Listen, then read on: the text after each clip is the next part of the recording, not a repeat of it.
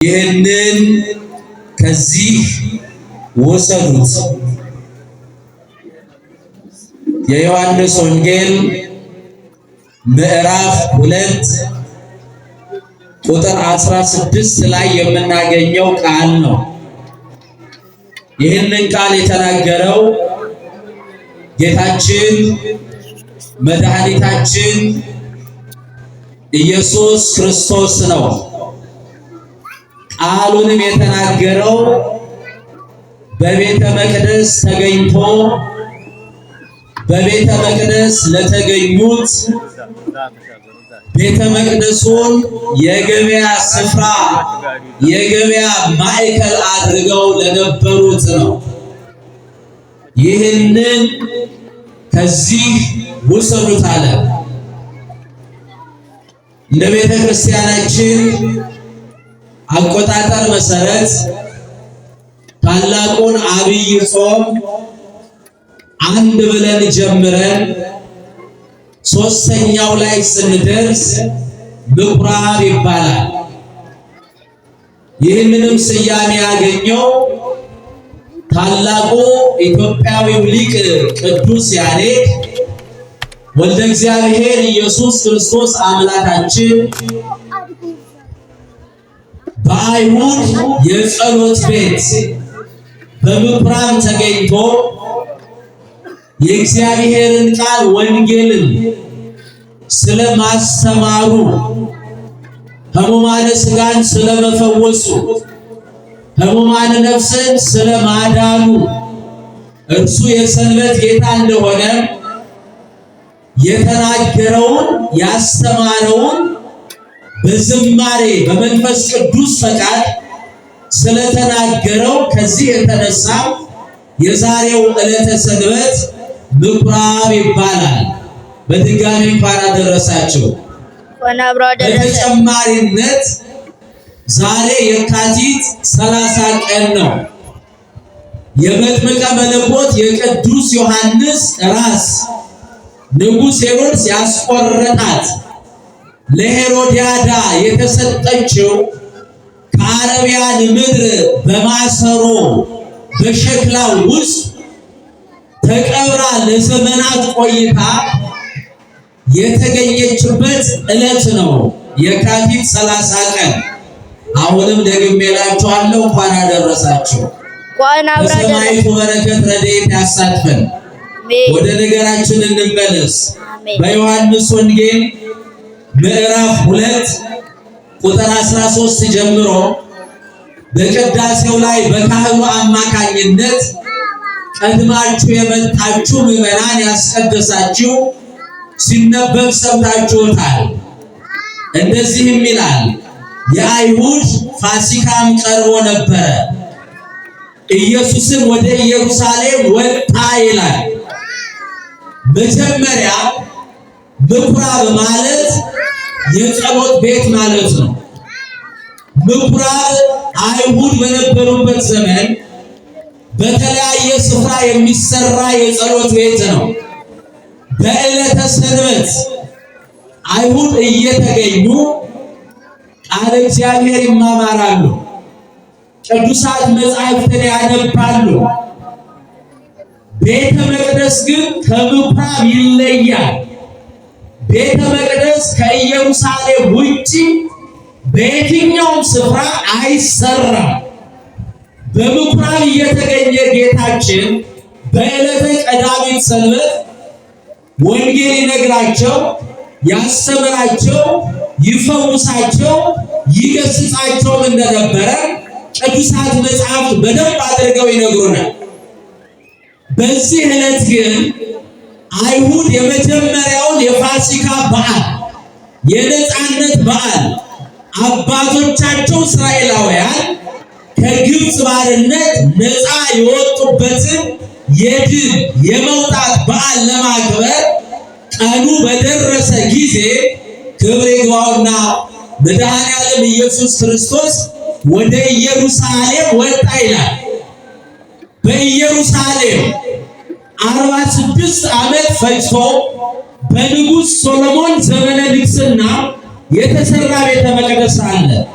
ወደዚህ ቤተ መቅደስ ገባ ይላል። ወደ ሁላችንም ቤተ መቅደስ በበረከት ይግባ። ሲገባ በቤተ መቅደሱ ያየው ነገር አሳዘነው። ቤተ መቅደሱን አይሁድ የገበያ ማዕከል አድርገውታል። ልብ በሉ። ቤተ መቅደሱን የፋሲካን በዓል ለማክበር የሚያስችላቸውን ሸቀጣ ሸቀጥ ሲሰጡበት አገኘ። አዘነ። ለምንድን ነው ቤተ መቅደሱን የገበያ ማዕከል አይሁድ ያደረጉት? ስጋዊ ግብይት የሚያደርጉባቸው የገበያ ስፍራዎች አሉ። ነገር ግን በዚህ ዕለት ቤተ መቅደሱ ውስጥ ገበያ አቁመው ያገኛቸው። ለሮማውያን ነገሥታት ግብር ላለመገበር አይሁድ ስለፈለጉ ከግብር ለማምለጥ ግብርን ለመሰወር ለራሳቸው ለመጠቀም ስለፈለጉ ቤተ መቅደስ ውስጥ ደግሞ ግብር ስለማይከፈል አይሁድ ቤተ መቅደስ ውስጥ በሬ፣ ላሞች፣ ርግቦች ሲሸጡ ሲለውጡ ሲገበያዩ አገኛቸው ነው የሚለው። ወገኖች ምዕመናን፣ በደሙ በተሰራች ቤተ መቅደስ ውስጥ ዕለት ዕለት ከኛ ከአገልጋዮቹ ጀምረን እንገኛለን ስለፈቀደልን። ግን በቤተ መቅደስ ውስጥ ምን እያደረግን ያለ ነው? ራሳችንን ምንይ ምዕመናን፣ እናንተ በራሳችሁ ነው። በእግዚአብሔር ቤተ መቅደስ በቅድስናው ስፍራ በጸሎት የከበረው የቃል ኪዳን ታቦት ባለበት ንዋየ ቅድሳት ባሉበት አማናዊ ሥጋ አማናዊ ደም በሚፈተትበት የእግዚአብሔር ቤተ መቅደስ ውስጥ እንዴት ሆነን ነው እየኖርን ያለነው? አይሁድን ብቻ መውቀስ አይደለም፣ አይሁድ ላይ ብቻ ጣት መቀሰር አይደለም። ዛሬ በዚህ ዘመን ያለች ቤተ መቅደስ የእግዚአብሔር ቤተ ክርስቲያን ገበያ አልተዘረጋባትም ወይ? የዘረኝነት በሬ የተሸጠባት አይደለም? የክፋት፣ የተንኮል፣ የቋንቋ፣ የብሔርተኝነት ገበያ ተዘርግቶባት እየተሸጠባት አይደለም ወይ ያለው? አይሁድ በሬ ነው የሸጡት፣ ርግብ ነው የሸጡት፣ ላሞችን ነው የሸጡት። ዛሬ በእግዚአብሔር ቤተ መቅደስ ክቡሩ የሰው ልጅ በቁሙ በሚሊዮን እየተሸጠ ያለበት ሰዓት ላይ እኮ ነው ያለ ነው። ቤተ መቅደስ ግን ማን ነው? እንደምን አደራችሁ? ቤተ መቅደስ ግን ማን ነው? የእግዚአብሔር። የእግዚአብሔር ቤተ መቅደስ ውስጥ ሊከናወን የሚገባው ነገር እግዚአብሔር የሚፈልገው ነገር ብቻ። ሌላው ባለንበት ስፍራ ይደርሳል። ሌላው እንደ ዓለሙ ጠባይ ይስተናገዳል። እግዚአብሔር በቤተ መቅደሱ ውስጥ የማይገባ ነገር ስንሸጥ፣ ስንለውጥ፣ ቀደን ስንሰፋ፣ ስንገበያይ መሆን የሌለበት ነገር ሆኖ ሲያገኘን ያዝናል። ሲያዝን ደግሞ ቀጥሎ የሚወስደው እርምጃ አለ። እግዚአብሔር ከሁላችንም ጋር ይሁን። የገበያ ቤት አድርገው ተገኙ። ከዚያ በኋላ ይላል የገመድ ጅራፍ አበጀ። ምን አበጀ? አቤት! የገመድ ጅራፍ። በሬ የሚሸጡትን ላሞች የሚሸጡትን እየገረፈ ከቤተ መቅደሱ አስወጣቸው። ገበያውን በተነው፣ ገበያውን ፈታው። ይችላል አይችልም? ይችላል። የራሱ ቤተ መቅደስ ነዋ። አደራ ወገኖቼ፣ ትዕግስቱ በዝቶ ዝም ሲለን እግዚአብሔር ጅራፉን እስከሚያነሳ ድረስ አንጠብቅ። እንመለስ፣ እንታረም፣ እንስተካከል። በቅድስናው ስፍራ የረከሰ ነገር ቆሞ ሲያይ አንባቢው ያስተውል ብሎ ማቴዎስ 24 ላይ የተጻፈው ቃል ትዝ ይበልን። በተቀደሰው ስፍራ የረከሰ ተግባር ሲከናወን አንባቢው፣ ተርጓሚው፣ ሰሚው፣ ባለቤቱ ያስተውል፣ ልብ ያድርግ። ዛሬ በተቀደሰው ስፍራ ብዙ የረከሱ ነገሮች የበዙበት ሰዓት። ታዲያ መድኃኔዓለም ምን ይቸግረዋል? እንደ ትላንትናው የገመድ ጅራፍ አይደለም ዛሬ የሚያዘጋጀው። ሰላም በማሳጣት ጅራፍ ይገርፈናል። በጦርነት ጅራፍ ይገርፈናል። በኑሮ ውድነት ጅራፍ ይገርፈናል። በመለያየት ጅራፍ ይገርፈናል። ጅራፉ ብዙ ነው መመናን የመድኃኔዓለም። ኧረ ይሰማን ግድ የላችሁም። ኧረ እንስተካከል፣ ኧረ እንመለስ። እየገረፈ አስወጣቸው። ርግብ ሻጮችንም ገንዘብ የሚቀበሉትንም ገበታውን ገለበጠባቸው። ርግቦቹን ግን አልገረፈም። ርግቦች የዋሆች ናቸው። ርግቦች ጅራፍ አይችሉም። ርግቦች ዱላ አይችሉም። እንደዚህ አላቸው ርግብ ለሚነግዱት፣ ይህንን ከዚህ ውሰዱት። ምን አላቸው? ይህንን ከዚህ ውሰዱት አላቸው። መመና አለ ሳሰሟ ይህንን ከዚህ ውሰዱት። አልፈልገውም፣ ከዚህ ውሰዱት። እነዚህ የሚሸጡበት ሌላ ስፍራ አለ። ቤተ መቅደስ ውስጥ የሚከናወን ሌላ ነገር አለ። የማይሆነው ነገር በዓለም ያለው ጠባይ በቤተ መቅደስ ውስጥ ቆሞ ሲያይ መድኃኔዓለም ዛሬም ሳይገርፈን በፊት፣ ሳያወጣን በፊት፣ ሳይጠርገን በፊት፣ ሳያጸዳን በፊት ይህንን ከዚህ ውሰዱታል። ስጋዊ ጠባያችንን፣ ስጋዊ አመላችንን፣ ክፋትን፣ ተንኮልን፣ ምቀኝነትን፣ ዘረኝነትን፣ ብሔርተኝነትን፣ አድመኝነትን፣ መለያየትን ከቤተ መቅደስ መድኃኔዓለም እንዲህ አለ፣ ይህንን ከዚህ ውሰዱት። አልፈልገውም። እኔ አባታችሁ አንድ ነኝ፣ እናንተም ለኔ አንድ ናችሁ። በዘር ብትለያዩ፣ በቋንቋ ብትለያዩ፣ በብሔር ብትለያዩ፣ በእውቀት ብትለያዩ፣ በመልክ ብትለያዩ፣ በቁመት ብትለያዩ የፈጠርኳችሁ እኔ ነኝ። ስለዚህ ሁላችሁም የማን ናችሁ? የእኔ ናችሁ። የእኔ ያልሆነው ነገር በቤተ መቅደስ አታስቀምጡት፣ አታቆሙት፣ አታምጡት። ስለዚህ ይሄንን ከዚህ ምን በሉት? ወሰዱታል። ማይረባውን ነገር እንውሰድ፣ ማይጠቅመውን ነገር እንውሰድ። እግዚአብሔርን ደስ ከማያሰኝ ሐሳብ እንለይ። እግዚአብሔርን ደስ የማያሰኘውን ነገር ከቤተ መቅደስ እናርቀው። እግዚአብሔር በባህሪው ቅዱስ ነው። ቅዱስ ነገር ይፈልጋል። እግዚአብሔር የረከሰን ነገር ይጠላል። እግዚአብሔር ኃጢአተኛን አይጠላም፣ ኃጢአትን እንጂ። ከነበደል ኃጢአታችን ስንመጣ በመምህራን አድሮ ጣሉ ያለንን ነገር እንጣል፣ ውሰዱ ያለንን ነገር እንውሰድ፣ ተው ያለንን ነገር እንተው። እንደተቀደስን ሆነን በእግዚአብሔር ቤት እንቆይ። በሰማይ ወዳለው ወደ ዘላለማዊ መንግሥት እስከምንገባ ድረስ ክብራችንን ጠብቀን በቤተ መቅደስ እንድንኖር አምላካችን እግዚአብሔር በቸርነቱ ይርዳል። የአባቴን ቤት የንግድ ቤት አታድርጉት አለ። የምን ቤት? የንግድ ቤት። የንግድ ቤት። ገበያው ደርቷል ወገኖቼ ምዕመናን። ዛሬ እኛ ምዕመናን ያስቸግረናል። ከቤት ስንመጣ ክብረ በዓል ነው፣ ንግስ ነው፣ ታቦት ይወጣል። በታቦቱ ፊት ለእግዚአብሔር ሰግጄ፣ እግዚአብሔርን አመስግኜ፣ እግዚአብሔርን አምልኬ፣ ወንጌል ተምሬ፣ ምጽዋት ሰጥቼ፣ ተባርኬ፣ ተቀድሼ እመለሳለሁ ብለን ከቤት ይሄን አጀንዳ አድርገን እንመጣለን። እውነት ወይስ ውሸት? እውነት። እውነት። ግን ከመጣን በኋላ ተሳልመን እጅ ነስተን የምንሰጣትን ምጽዋት ሰጥተን ታቦቱ ሳይገባ የት ነው ያለነው? እውነት እውነቷን እንናገር። ገበያ ውስጥ አይደለም? ጭልፋ እየገዛን፣ ጫማ እየገዛን፣ የውስጥ ሱሪ እየገዛን፣ ጡት መያዣ እየገዛን፣ ምንም አንገዛው አለ። ቄጠማ እየገዛን ጭሳጭስ ለመግዛት እዚያ ገበያ ውስጥ እኮ ነው ያለነው። ታቦቱ እዚህ ይቆማል።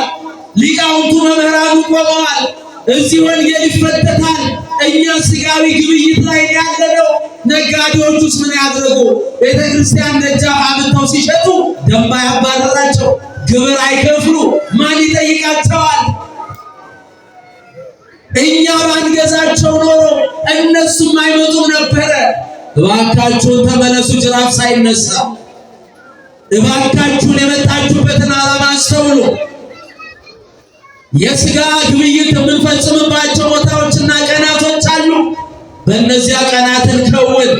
መቼም ገበያ ውስጥ ሄደን ቅዳሴ አናስቀድስ፣ ገበያ ውስጥ ሄደን ወንጌል አንማር፣ ገበያ ውስጥ ሄደን ጸበል አንጠጣ። ያ የራሱ ቦታ ነው። መንፈሳዊ ተቋም፣ መንፈሳዊ ነገር ብቻ። ከቤተ መቅደስ ስንመለስ ዛሬ የተከበረው በዓል ምንድነው? ታቦቱ ለምን ወጣ? ስብከቱ ምንድነው? እግዚአብሔር ምን ነገረኝ? ምን አስተማረኝ? ይሄንን ነው ገብይቶ መሄድ። ለሳሩም አይደርሳል እኮ ቦታ አለው። ለጭሳጭሱ ቦታ አለው። ለሸቀጣ ሸቀጡ ቦታ አለው። እባካችሁን ወገኖቼ እንስተካከል። መድኃኔዓለም አለ ይሄንን ከዚህ ወሰዱት። የአባቴን ቤት የንግድ ማዕከል አታድርጉት አለ። ጅራፍ ገሰርቶ እየገረፈ አስወጣቸው። ደቀ መዛሙርቱ አዩ። በዳዊት መዝሙር 68 ወይም 69 ቁጥር 10 ላይ የተገለጸው ቃል ትዝ አላቸው። እስመ ቀንዓተ ቤትከ በልዓኒ ትዕይርቶሙ ለእለ ይትዔየሩከ ወድቀት ላዕሌ ወቀጻዕክዋ በጾም ለነፍሴ። የቤትህ ቅንዓት ይበላኛል የሚለው ቃል ትዝ አላቸው። ወገኖቼ ምዕመናን ትዝ ይበለን። በእግዚአብሔር ቤት ስንኖር ትናንት እግዚአብሔር የተናገረ በእግዚአብሔር መቅደስ እንዲህ ተሰብስበን ስንቆም የእግዚአብሔር ቸርነት ትዝ ይበለን። በእግዚአብሔር ቤት እንዲህ ስንገኝ እንዲህ ያልተገኘንበት ያ የኮረናው ዘመን ትዝ ይበለን። እግዚአብሔር በምህረት ወደ ቤቱ እንዴት እንዳስገባን ወገኖቼ ትዝ ይበለን። ትዝ ሲለን ያን ጊዜ ውስጣችንን እናያለን። ያን ጊዜ እንመለሳለን። ያን ጊዜ እንስተካከላለን። ደቀ መዛሙርቱ ይሄ ቃል ትዝ አላቸው። አይሁድም ጠየቁት፣ አንተ እንደ ምድራውያን ነገሥታት እንደ ሌዋውያን ካህናት ማን ስልጣን የሰጠ? በማን ፈቃድ በማን ስልጣን ነው ገበያ የምትፈታው? ጅራፍ ሰርተ እየገረፍክ የምታሰጣው ብለው ጠየቁት። እርሱም እንደዚህ አላቸው፣ ይህንን ቤተ መቅደስ አፍርሱት፣ እኔ በሦስተኛው ቀን አስነሳዋለሁ አለ። ክብር ምስጋና ለመድኃኔዓለም ይሁን። ይሄን ቤተ መቅደስ ምን በሉት? አፍርሱት። እንደምን አደራችሁ አላችሁ? አለ። እግዚአብሔር ከሁላችሁም ጋር ይሁን። ጨርሻለሁ። ይህንን ቤተ መቅደስ ምን በሉት? አፍርሱት፣ እኔ በሦስተኛው ቀን ምን እለዋለሁ? አነሳዋለሁ አላቸው። በማን ስልጣን ነው ይሄን የምታደርገው ሲሉት፣ ይሄን ቤተ መቅደስ አፍርሱት እኔ በሦስት ቀን አስነሳዋለሁ ሲላቸው አይሁድና ጌታ ተላለፉ። እንዴ ይሄ ቤተ መቅደስ አሉና ግንቡን ማየት ጀመሩ። ይሄ እኮ ቤተ መቅደስ 46 ዓመት ብዙ ድካም ብዙ ዋጋ ወጥቶበት የተሰራ የተገነባ ነው። እንዴት በሦስት ቀን አፍርሱት እኔ አስነሳዋለሁ ይላል ብለው ከአይሁድ ጋር ተላለፉ። አደራ ወገኖቼ ምዕመናን ከእግዚአብሔር ቃል ጋር እንዳንተላለፍ፣ የእግዚአብሔር ቃል ቀጥታ ሲመጣ እንዳያልፈን፣ የእግዚአብሔር ቃል ሳይተረጎም እንዳያልፈን። ዛሬ ብዙዎች ከእግዚአብሔር ቃል ጋር ተላልፈዋል። ቃሉ የሚለው ሌላ፣ እነሱ የሚሉት ሌላ፣ ትርጓሜው ሌላ፣ የሚተረጉሙት ሌላ። ከእግዚአብሔር ቃል ጋር መተላለፍ ለመባል አያበቃም። እርሱ ግን አለ ወንጌላዊ ዮሐንስ ራሱ ተረጎመው ስለ ሰውነቱ ስለ ራሱ ሰውነቱን ቤተ መቅደስ አደረገና እኔ ግደሉኝ በሦስት ቀን ራሴን አስነሳዋለሁ አለ። ክብር ምስጋና ለእርሱ ይሁን። አንድም እኩያን አጋንንት ርኩሳን መናፍስት ቤተ መቅደስ አዳምን አፍርሱት፣ አቆሽሹት፣ ከገነት አስወጡት። እኔ ሞቼ ተቀብሬ በሦስተኛው ቀን ተነስቼ አጥቤው ቀድሼው ወልውዬው ባርኬው ወደ ቀደመ ክብሩ ወደ ቀደመ ልጅነቱ ወደ ገነት አስገባዋለሁ ሲላቸው ይሄን ቤተ መቅደስ አፍርሱት በሶስተኛው ቀን እኔ አስነሳዋለሁ አላቸው። ይህንን ከዚህ ውሰዱት። ያስተማረን እግዚአብሔር የተመሰገነ ይሁን። ከዚህ ቆየን። ወስብሐት ለእግዚአብሔር። ማን አስተማረን? ማን መከረን? ማን ገሰጸን? ምን ከፍለው ምንድን ነው? ልጨምር ይበቃል። ላስተምር እስቲ ጨምር የምትል ይበቃችኋል። የተዘራውን ለፍሬ ይበል። ብዙ ስለተጮኸ አይደለም። አንድ ሰዓት ሁለት ሰዓት ስለተሰበከ አይደለም። ቁርስ ሲበዛ ደግሞ ጥሩ አይደለም። ምጥን ስትል እስቲ ሁላችሁም ቆሙ፣ ብድግ በሉ። ሁላችሁም ቆሙ።